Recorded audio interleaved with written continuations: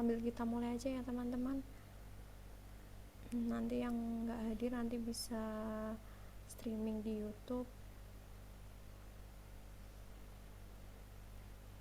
Kita mulai aja. Mungkin pada ujian ya, mau ujian ini ya, kompre ya.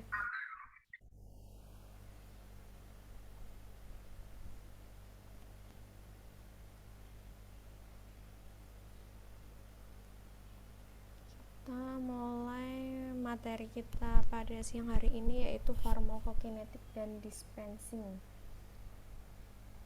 Kita bahas dulu farmakokinetika. Sebelum kita masuk ke farmakokinetika, perjalanan obat ya, obat ketika diminum ya, itu dia akan mengalami fase biofarmasi, kemudian farmakokinetik, dan yang terakhir yaitu fase farmakodinamik. Nah, di sini kita nanti akan bahas tentang fase farmakokinetik.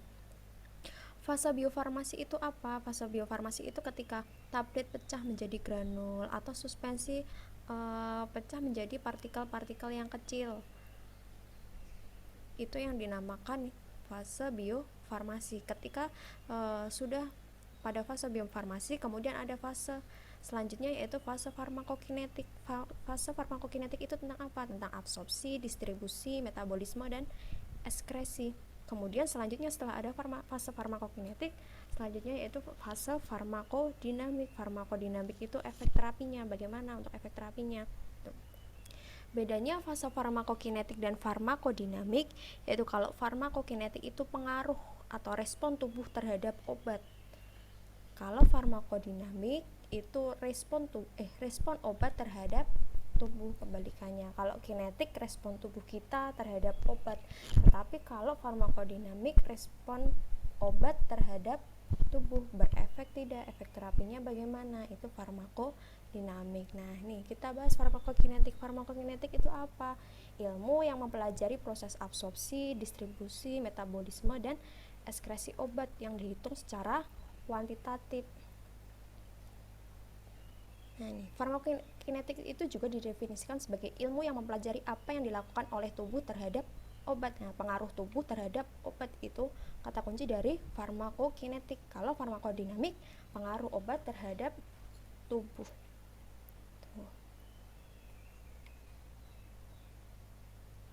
Nah, nih skema obat di dalam tubuh kita. Nah, obat ada yang diminum secara peroral, ada yang secara intravena. Nah, obat kalau secara peroral itu akan mengalami proses absorpsi. Kemudian obat tersebut setelah diabsorpsi, ada yang ketika didistribusikan ada yang berikatan dengan protein, ada yang bebas, ada yang masuk ke dalam jaringan juga. Nah, obat yang dapat berefek itu akan berikatan pada reseptor. Tuh. Kemudian dia nanti akan membentuk suatu kompleks obat reseptor, sehingga nantinya akan memberikan efek farmakologi, respon farmakologi, efek terapinya, seperti itu.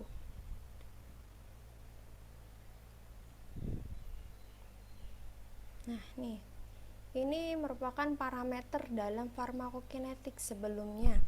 Parameter itu apa? Parameter itu besaran atau nilai yang diperoleh atau diturunkan secara matematis dari hasil pengukuran kadar obat atau metabolisme aktif, metabolit aktif di dalam darah atau urin, itu Pak yang dinamakan parameter. Besaran atau nilai itu parameter.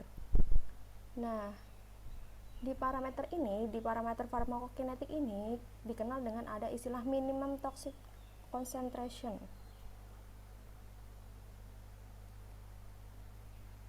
Bentar, ini kok ada upgrade ya?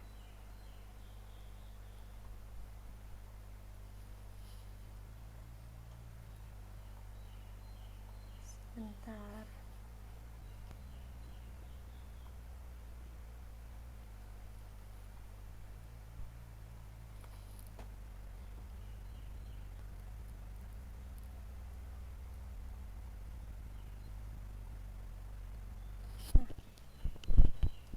Di parameter farmakokinetik itu ada MTC, ada MEC.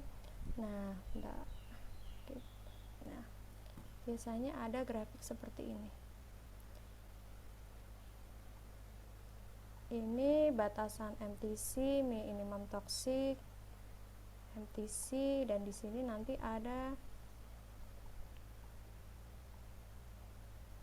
MEC, ya kan, minimum effect concentration. Nah, konsentrasi obat itu harus berada pada rentang MEC dan MTC, tidak boleh lebih dari minimum toxic concentration karena akan menyebabkan toksik. Ada dikenal dengan istilah indeks terapi sempit, ada indeks terapi sempit lebar ya. Kalau indeks terapi sempit itu jarak antara MTC dan MEC-nya itu sempit. Contohnya obat-obat yang dalam indeks terapi sempit itu apa? Ada digoxin, ada phenytoin, carbamazepine, itu termasuk obat-obat dalam indeks terapi sempit. Tuh. MTC itu apa? MTC itu kadar minimum obat bersifat toksik bagi tubuh. Jadi ini tidak boleh sampai MTC ini tidak boleh ya. Kemudian ada MEC. MEC itu apa? Kadar minimal obat yang harus dicapai untuk memberikan efek. Nah, minimumnya harus di sini supaya obat tersebut memberikan efek. Nah, biasanya kan obat dalam konsentrasi MEC dan MTC. Kemudian ada indeks terapi. Indeks terapi yaitu konsentrasi di mana obat berefek dalam batas yang aman dan tidak bersifat toksik. Namanya aja untuk mengobati, masa bersifat toksik ya kan? Berarti kan kita harus menjaga supaya obat tersebut masih dalam konsentrasi aman. Kemudian ada onset. Apa itu onset? Onset itu atau mulai kerja, waktu obat mulai memberikan efek, itu onset. Ada onset, ada lama kerja. Nah, kalau onset itu mulai kerja. Nah, ada lama kerja. Kalau lama kerja itu rentang waktu dari obat berefek sampai tidak berefek. Itu yang namanya lama kerja. Kemudian ada Tmax, ada Cmax.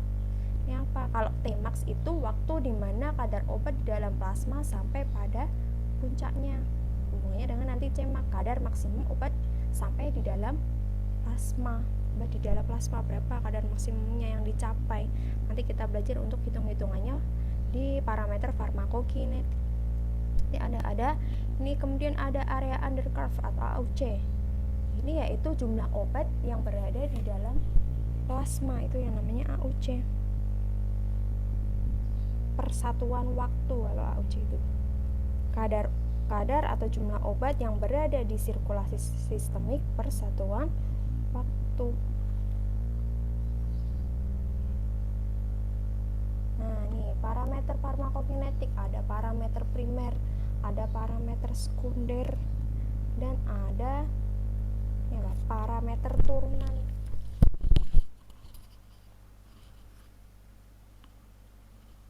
Kalau parameter primer itu parameter yang nilainya atau besarannya langsung dipengaruhi oleh tubuh, langsung dipengaruhi oleh faktor fisiologis kita. Contohnya apa? Ada clearance, ada volume distribusi, ada kecepatan absorpsi. Nah nih, clearance itu menunjukkan berapa banyak urin yang dikeluarkan, itu yang dinamakan clearance. Nanti kita belajar rumusnya satu persatu. Ada kita mencari clearance, ada kita mencari volume distribusi, dosisnya, orde 1, orde 0, itu kan biasanya digunakan. Kemudian volume distribusi itu apa? Volume teoritis di mana obat volume distribusi. Ini biasanya parameter dalam proses distribusi kalau volume distribusi ya. Kalau clearance biasanya dalam proses apa? Ekskresi. Banyak urin yang dikeluarkan, berarti ini biasanya di ekskresi. Kemudian ada kecepatan absorpsi, ini biasanya di fase absorpsi. Nah, absorpsi ini dipengaruhi oleh enzim, luas permukaan, kemudian ada fili dan fisiologis dari usus kita.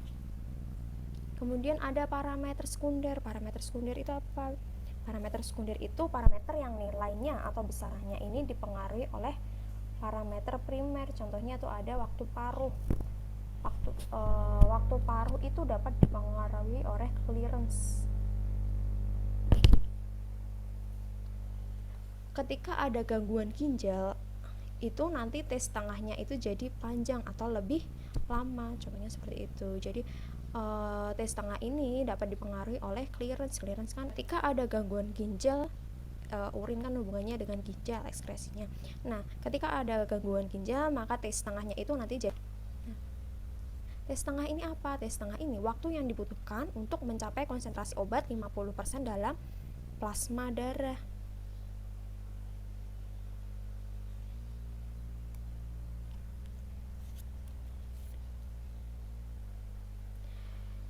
Misalnya kita dapat hasil nih T setengahnya 4 jam.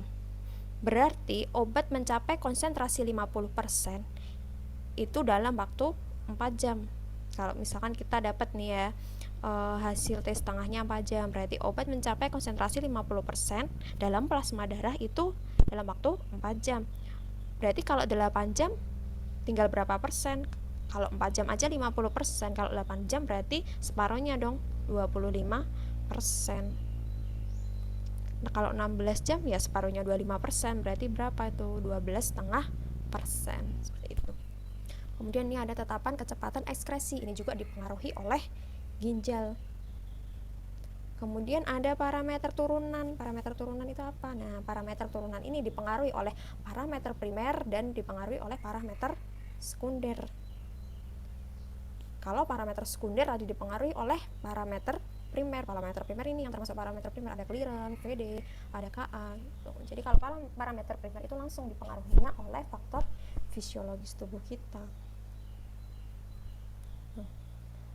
Kemudian parameter turunan ini ada apa saja? Ada Cmax, ada Tmax, ada AUC.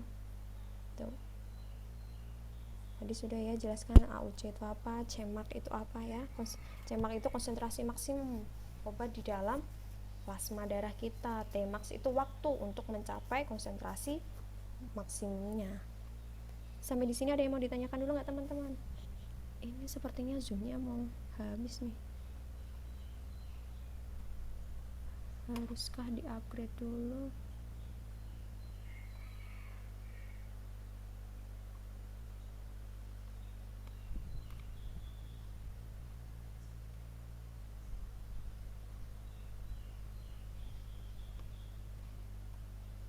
Nah, ini rumus-rumus untuk perhitungan. Nah, ada istilah orde 0, ada orde 1.